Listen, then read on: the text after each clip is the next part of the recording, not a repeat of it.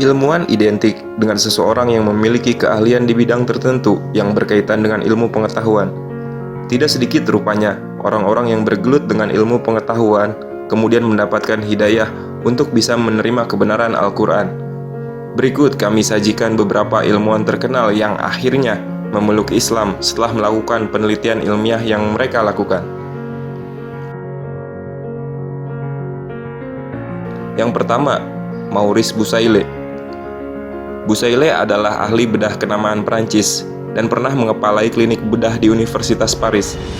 Ia dilahirkan di Pont-l'Arche, Prancis pada 19 Juli 1920.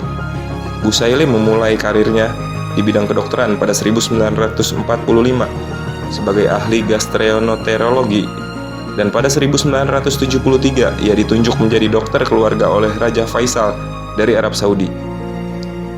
Tidak hanya anggota keluarga Raja Faisal yang menjadi pasiennya, anggota keluarga Presiden Mesir kala itu, Anwar Sadat, diketahui juga termasuk dalam daftar pasien yang pernah menggunakan jasanya. Namanya mulai terkenal ketika ia menulis buku tentang Bible, Al-Quran, dan ilmu pengetahuan modern, atau judul aslinya dalam bahasa Prancis yaitu La Bible Lectoren et la Science di tahun 1976. Ketertarikan Bucaille terhadap Islam mulai muncul ketika secara intens dia mendalami kajian biologi dan hubungannya dengan beberapa doktrin agama. Karenanya, ketika datang kesempatan kepada Bucaille untuk meneliti, mempelajari, dan menganalisis mumi Fir'aun, ia mengerahkan seluruh kemampuannya untuk menguak misteri di balik penyebab kematian sang raja Mesir kuno tersebut. Ternyata hasil akhir yang ia peroleh sangat mengejutkan. Sisa-sisa garam yang melekat pada tubuh sang mumi adalah bukti terbesar bahwa dia telah mati karena tenggelam. Jasadnya segera dikeluarkan dari laut dan kemudian dibalsem untuk segera dijadikan mumi. Penemuan tersebut masih menyisakan sebuah pertanyaan dalam kepala sang profesor. Bagaimana mungkin jasad tersebut bisa lebih baik dari jasad-jasad yang lain, padahal dia dikeluarkan dari laut? Menurutnya, pengungkapan rahasia seperti ini tidak mungkin diketahui kecuali dengan perkembangan ilmu modern melalui peralatan canggih yang mutakhir dan akurat. Hingga salah seorang di antara mereka berkata bahwa Al-Quran yang diyakini umat Islam telah meriwayatkan kisah tenggelamnya Fir'aun dan kemudian diselamatkan mayatnya.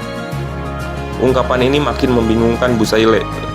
Lalu dia mulai berpikir dan bertanya-tanya, bagaimana mungkin hal itu bisa terjadi? Bahkan mumi tersebut baru ditemukan sekitar tahun 1898 Masehi, sementara Al-Quran telah ada ribuan tahun sebelumnya. Ia duduk semalaman memandang mayat Fir'aun dan terus memikirkan hal tersebut.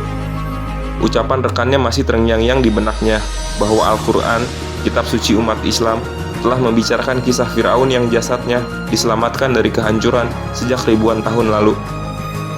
Sementara itu dalam kitab suci agama lain hanya membicarakan tenggelamnya Fir'aun di tengah lautan saat mengejar Musa dan tidak membicarakan tentang mayat Fir'aun. Bucaille pun makin bingung dan terus memikirkan hal tersebut. Ia berkata pada dirinya sendiri, apakah masuk akal mumi di depanku ini adalah Fir'aun yang akan menangkap Musa? Apakah masuk akal Muhammad mengetahui hal itu, padahal kejadiannya ada sebelum Al-Quran diturunkan?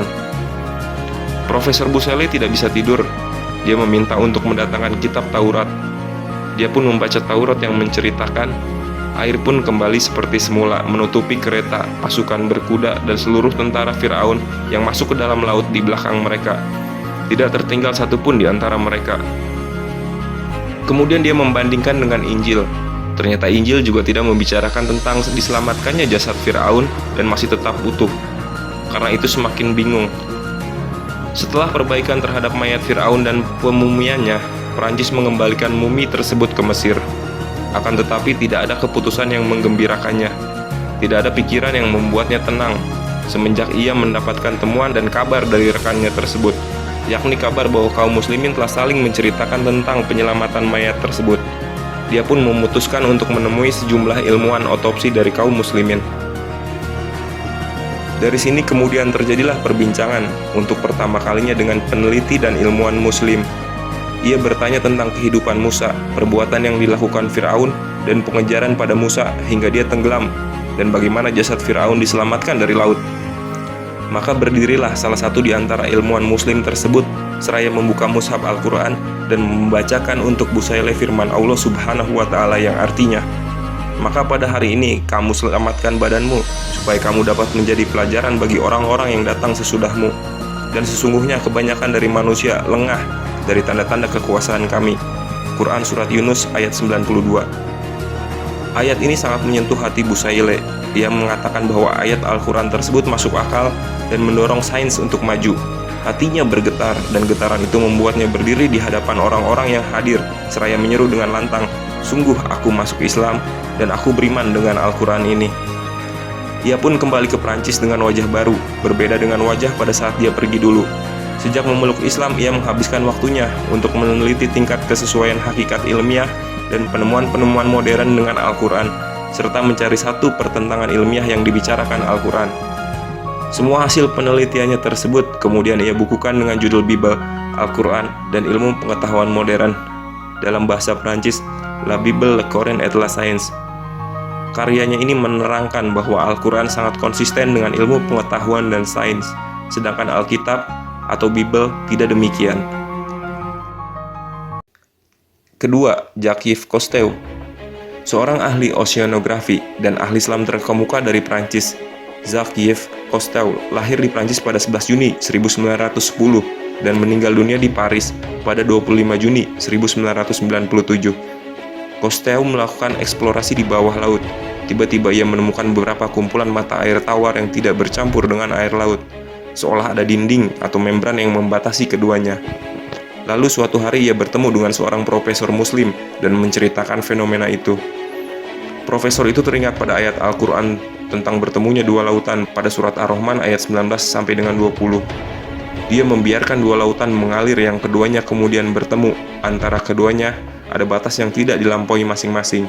Quran surat Ar-Rahman ayat 19 sampai dengan 20. Mendengar ayat-ayat Al-Quran itu, Cousteau kagum dan dikatakan ia memeluk Islam. Ketiga, Dr. Fidelma O'Leary. Fidelma merupakan ahli neurologi yang berasal dari negeri Paman Sam, Amerika Serikat. Ia mendapatkan hidayah ketika ia meneliti saraf otak manusia.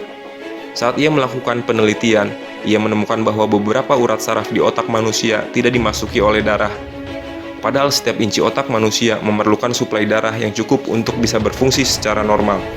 Ia menemukan bahwa darah tidak akan memasuki urat saraf di dalam otak kecuali ketika seorang melakukan gerakan sujud dalam sholat seperti yang dilakukan umat muslim.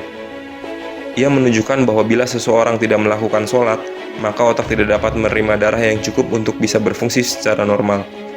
Setelah penelitian itu, Dr. Fidelma mencari tahu tentang Islam lewat buku-buku keislaman dan diskusi dengan rekan-rekannya yang muslim.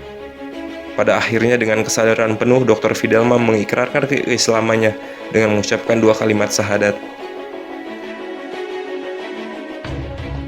4. Profesor William. Majalah Science Journal of Plant Molecular Biologists mengungkap hasil penelitian yang dilakukan tim ilmuwan Amerika Serikat. Tim meneliti suara halus yang tidak bisa didengar oleh telinga manusia. Suara itu keluar dari tumbuhan dan peneliti merekamnya dengan alat perekam canggih.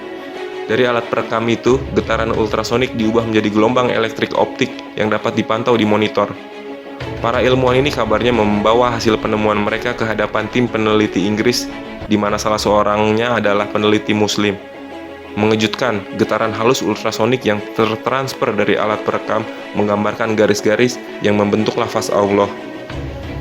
Ilmuwan lalu kagum dengan apa yang mereka saksikan. Peneliti Muslim lalu memberikan hadiah berupa mushaf Al-Quran dan terjemahannya kepada Profesor William, salah satu anggota tim peneliti Inggris. Pada suatu kesempatan, sang profesor mengatakan bahwa dalam hidupnya, ia belum pernah menemukan fenomena semacam ini. Dan tidak ada seorang ilmuwan pun dari mereka yang melakukan pengkajian yang sanggup menafsirkan apa makna dari fenomena ini. Begitu pula tidak pernah ditemukan kejadian alam yang bisa menafsirinya. Akan tetapi, satu-satunya tafsir yang bisa kita temukan adalah dalam Al-Quran. Hal ini tidak memberikan pilihan lain buatku selain mengucapkan 2 kalimat syahadat, ungkap William.